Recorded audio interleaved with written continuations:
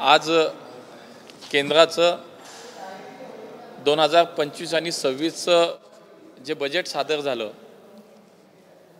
देशाचे यशस्वी लोकप्रिय पंतप्रधान माननीय मोदीजींच्या नेतृत्वाखाली केंद्रीय अर्थमंत्री निर्मलाजी सीतारामन यांनी आज हा अर्थसंकल्प सादर केला आणि खऱ्या अर्थानं विकसित भारताचा संकल्प पूर्ण करण्याच्या दृष्टीनं अत्यंत त्या दिशेनं त्याची पायाभरणी करण्याच्या दृष्टीनं एक महत्त्वाचं पाऊल म्हणजे आजचा अर्थसंकल्प असं म्हणता येईल।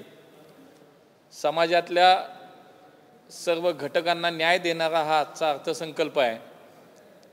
एकूण 4 सूत्रांवरती हा अर्थसंकल्प आज सादर केला गेला।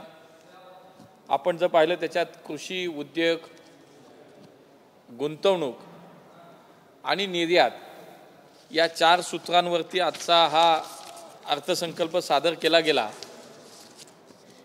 एकूण जर पाहिलं तर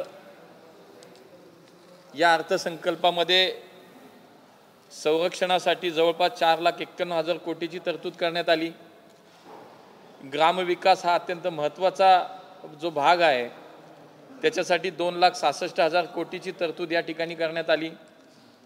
कृषी आणि त्याच्याशी संलग्न अशा सगळ्या विविध कामांसाठी जवळपास 1,71,000 कोटींची तरतूद करण्यात आली।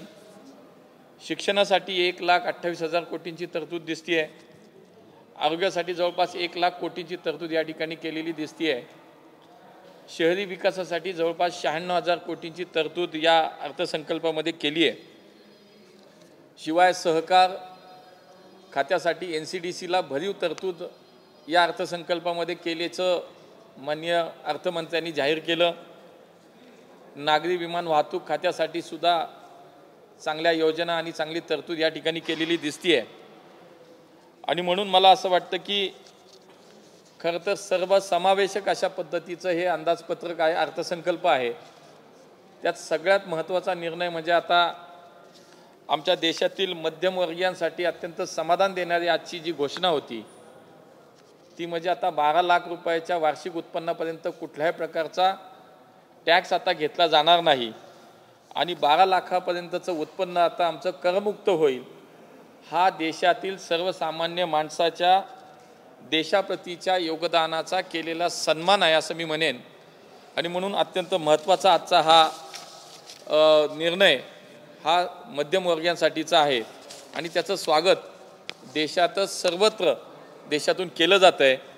आज आपण पाहिलं तर कृषी खात्यासाठी PM धनधान्य कृषी योजनेची या ठिकाणी घोषणा करण्यात आली, ज्याच्यामध्ये 100 जिल्ह्यांचा समावेश होईल आणि त्याचा जवळपास 1,70,00,000 शेतकऱ्यांना आता फायदा होईल। डाळीच्या उत्पादनामध्ये सुद्धा आता आत्मनिर्भरतेवरती भर दिला या बजेटमध्ये। जवळपास 6 वर्षाच्या मिशनवरती आता कार्य केलं जाईल आणि त्यामुळे तूर असेल, उडीद असेल, मूग असेल, आमच्या या डाळींच्या निश्चितपणे आता उत्पादन आणि त्याच्यामध्ये त्याच्या निर्यातीसाठी सुद्धा निश्चितपणे या योजनेच्या माध्यमातून पुढच्या काळामध्ये आपल्याला फायदा झालेला दिसेल। जवळपास 7,70,00,000 शेतकऱ्यांना आता किसान क्रेडिट कार्डच्या माध्यमातून फायदा होणार आहे आणि किसान क्रेडिट कार्डची मर्यादा सुद्धा आता 3 लाखावरनं 5 लाखापर्यंत वाढवली गेली। मी म्हणालो तसं NCDCच्या माध्यमातून जे देशाच्या सहकाराला एक आर्थिक ताकद देतं, या NCDCला सुद्धा आता भरीव तरतूद केल्याचं आज माननीय अर्थमंत्र्यांनी जाहीर केलं। त्यामुळे NCDCच्या माध्यमातून देशातील सहकाराला एक मोठी ताकद पुढच्या काळामध्ये निश्चितपणे मिळेल। स्टार्टअपला चालना देण्यासाठी 10,000 कोटी रुपये फंड ऑफ फंड्सच्या माध्यमातून या ठिकाणी उपलब्ध केले जाणार आहेत। सक्षम अंगणवाडीच्या मार्फत पोषण आहारासाठी सुद्धा मोठ्या प्रमाणाची तरतूद या ठिकाणी केली। त्याच्यामध्ये 8 कोटी बालक, 1 कोटी गरोदर महिला असतील आणि 20 लाख युवतींना आता याचा निश्चितपणे लाभ मिळणार आहे।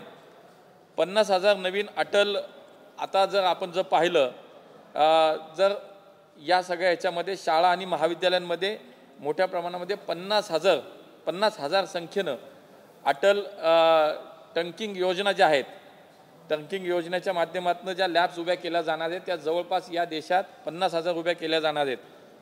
या देशातील सर्व माध्यमिक शाळा ह्या आरोग्य केंद्रांना आता ब्रॉडबँडच्या माध्यमातून जोडल्या जाणार आहेत। देशात 5 ठिकाणी नॅशनल सेंटर ऑफ एक्सलन्सच्या एक्सलन्स ऑफ स्किलिंग ची सेंटर्स उभी केली जाणार आहेत. 200 कॅन्सरची डे केअर सेंटर्स देशामध्ये उभी केली जाणार आहेत.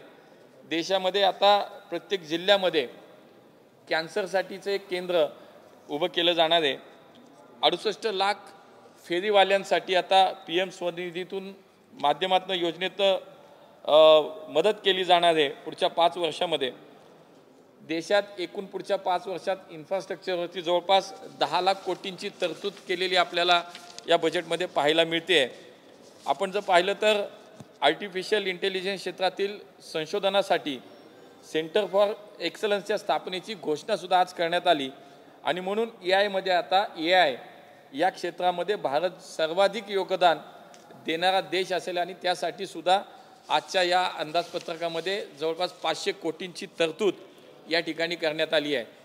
जलजीवन मिशनच्या माध्यमातून मागच्या काही काळामध्ये आपण जर पाहिलं असेल तर देशामध्ये हजारो खेड्यांमध्ये हजारो करोडो घरांमध्ये आज आपल्याला थेट पाण्याची व्यवस्था या ठिकाणी जलजीवन मिशनच्या माध्यमातून करताना दिसली.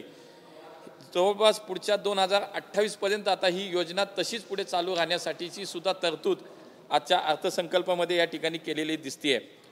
उडान योजना ही खरं तर देशातील मध्यमवर्गीयांसाठीची अत्यंत उपयुक्त योजना, ज्या माध्यमातून मध्यमवर्गीय देशांतर्गत किंवा त्या ठिकाणी राज्यामध्ये सुद्धा अनेक जिल्ह्यांमध्ये अंतर्गत आज प्रवास करू शकतात. आणि जवळपास 1.5 कोटी जनता आत्तापर्यंत उडानच्या माध्यमातून योजनेच्या माध्यमातून त्याच्याशी जोडली गेलीत. पण आता पुढच्या 10 वर्षाच्या काळामध्ये जवळपास 4 कोटी लोक ही उडान योजनेच्या माध्यमातून जोडली जातील. अशी 120 ठिकाणं नवीन ही या पुढच्या काळामध्ये आता निर्माण केली जातील आणि त्यामुळे देशात उडानच्या माध्यमातून जवळपास 4 कोटी अधिकची लोक ही या ठिकाणी जोडली जातील. इन्शुरन्समध्ये सुद्धा आता FDAला परवानगी देण्यात आली. आता 100% FDA सुद्धा इन्शुरन्सच्या क्षेत्रामध्ये आता काम करू शकते. 36 वेगवेगळी लाईफ सेव्हिंग जी औषधं आहेत आता त्या औषधांवरच्या कस्टम ड्युटीसुद्धा पूर्णपणे 100% आता माफ करण्यात आली, जी खरं तर औषधं इतकी महत्त्वाची आहेत की एखाद्या माणसाला इमर्जन्सीमध्ये त्याचं आयुष्य वाचवण्यासाठी म्हणून उपयोगाला येतील. अशी जवळपास 36 वेगवेगळ्या प्रकारची औषधं जी आता पूर्णपणे ड्युटी फ्री करण्यात आली. यानंतर मेडिकलच्या क्षेत्रामध्ये आपण जर पाहिलं तर देशात मागच्या 10 वर्षात मोठी क्रांती झाली. जवळपास 1 लाख सीट्स आता MBBSच्या या देशातल्या वैद्यकीय शिक्षणासाठीच्या उपलब्ध आहेत. पुढच्या 5 वर्षाच्या काळात अधिकच्या जवळपास 75,000 नवीन वैद्यकीय शिक्षणाच्या सीट्स आता अवेलेबल केल्या जातील, यासाठीची सुद्धा आज घोषणा करण्यात आली. विशेष खरं तर हा सगळा विचार करताना एकूण या देशाच्या सर्वांगीण आणि समतोल विकासाचा विचार या ठिकाणी केलेला दिसतोय. महाराष्ट्रासाठीचा सविस्तर आता माहिती आपल्याला काही वेळामध्ये निश्चितपणे मिळेल, कारण त्याच्या डिटेल्स अजून जे काही ॲनेक्सर्स आहेत ते अजून आपल्याकडे त्याच्यामध्ये पाहावं लागेल, उपलब्ध नाही, ते काही वेळात मिळतील. तरीसुद्धा प्राथमिक स्वरूपामध्ये जी काही माननीय मुख्यमंत्री देवेंद्रजींनी सुद्धा मागाशी सांगितलं की महाराष्ट्रासाठी सुद्धा जवळपास ग्रामीण दळणवळणाच्या सुविधांसाठी 683 कोटी रुपये या ठिकाणी दिसत आहेत. शेती उद्योग व्यवसायाला 100 कोटी रुपयाची तरतूद केलेली दिसते. इकॉनॉमिक क्लस्टरसाठी 1000 कोटीची तरतूद केलेली दिसते आणि सिंचनासाठी जवळपास 186 कोटीची तरतूद केलेली दिसते. अशी जवळपास जर आपण पाहिलं तर ही प्राथमिक माहिती आहे. थोडं ॲनेक्सर आपण जर पाहिल्यानंतर त्याची माहिती सविस्तर आपल्याला मिळेल आणि मग निश्चितपणे मला असं वाटतं की आपल्याला या ठिकाणी महाराष्ट्रासाठीचं काय काय केलं आहे ही सुद्धा माहिती मिळेल. अटल जी काय आहे टिकरिंगची लॉन्च, म्हणजे मगाशी मी उल्लेख केला की जी काय लॅब्स आहेत त्याच्यावर 50,000 अटल टिकरिंग लॅब या ठिकाणी देशामध्ये आता होत आहेत, या अंदाजपत्रकामध्ये आपल्याला दिसत आहेत. आणि म्हणून मी असंच म्हणेल की शेती उद्योग शिक्षण या सगळ्या क्षेत्रावरती विशेष लक्ष सरकारनं केंद्रित केलं आहे आणि देशाच्या सर्वांगीण विकासाला चालना मिळेल अशा पद्धतीचा अर्थसंकल्प आज माननीय केंद्रीय अर्थमंत्र्यांनी सादर केला. आणि म्हणून मोदीजी जे म्हणतात की जे सबका साथ सबका विश्वास, सबका विश्वास, सबका विकास, सबका विश्वास और सबका प्रयास या त्यांच्या ज्या परिकल्पनेवरती आधारित आजचा अर्थसंकल्प हा अनुरूप म्हणावा लागेल. प्रत्येक क्षेत्राला याच्यामध्ये न्याय दिलेला दिसतोय. अशा पद्धतीनं मला असं वाटतं की देशभरामध्ये अशा सकारात्मक दृष्टीनं आणि 2047च्या विकसित भारताच्या संकल्पनेला एक चालना देणारा आणि एक मला असं वाटतं की त्याला एक त्याचा पाया मजबूत करणारा आजचा अर्थसंकल्प आहे. देशभरामध्ये त्याचं स्वागत होत आहे.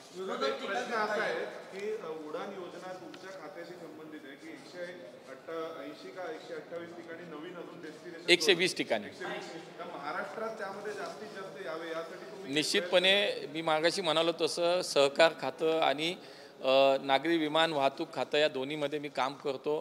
त्यामुळे निश्चितपणे हे देशाचा अर्थसंकल्प आहे. देशाबरोबर महाराष्ट्रासाठी सुद्धा NCDCच्या माध्यमातून सहकारात आत्तापर्यंत जर आपण पाहिलं तर जवळपास 8,500 कोटी रुपयाची मदत महाराष्ट्रातल्या साखर कारखान्यांना झाली आहे. आताही NCDCला एक भरीव तरतूद या ठिकाणी माननीय केंद्रीय अर्थमंत्र्यांनी जाहीर केली. त्यामुळे त्याच्यातनं महाराष्ट्रातलं सहकार असेल किंवा विमान नागरी वाहतूक खात्याच्या माध्यमातून उडानच्या योजनेत 120 नवीन केंद्र जी केली जाणार आहेत, ठिकाणं जी जोडली जातील, 4 कोटी जवळपास लोक पुढच्या काळामध्ये 10 वर्षात या उडान योजनेच्या माध्यमातून प्रवास करतील. महाराष्ट्रासाठीचे निश्चितपणे काही नवे रूट याच्यात निर्माण केले जातील. विरोधक म्हणतायत लोकांना मूर्ख बनवण्याचा हा अर्थसंकल्प आहे, टीका केली जाते. शेवटी ती त्यांची भूमिका मांडतायत. मला असं वाटतं की जनता काय म्हणते याला महत्त्व आहे.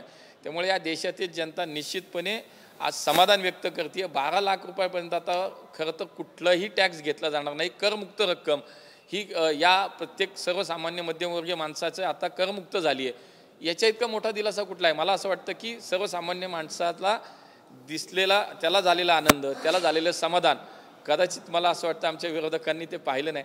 त्यांनी ते पाहिलं तरी त्यांना निश्चितपणे कळेल की मोदीजी जे म्हणतात की खऱ्या अर्थानं सबका साथ, सबका विकास, सबका विश्वास, सबका प्रयास याच मला असं वाटतं संकल्पनेवरती आधारित हा अर्थसंकल्प आहे.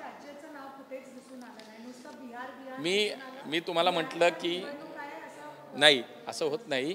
शेवटी बघा, आता मगाशी मी उल्लेख केला की देशातल्या 100 जिल्ह्यासाठी आता ग्रामीण भागातल्या शेतकऱ्यांसाठीच्या अनेक योजनेचा या ठिकाणी उल्लेख झाला. त्यातसुद्धा महाराष्ट्रातले जिल्हे येणार आहेत. आज महाराष्ट्रासाठी काय केलं याची प्राथमिक माहिती मी दिली. पण ज्या वेळेला ॲनेक्शर आपण सगळं सविस्तर पाहू त्यावेळेला आपल्याला निश्चितपणे कळेल. त्यामुळे कोणालाही काही बोलायला वाव राहणार नाही. महाराष्ट्रासाठीची भरीव तरतूद ही निश्चितपणे या बजेटमध्ये आहे.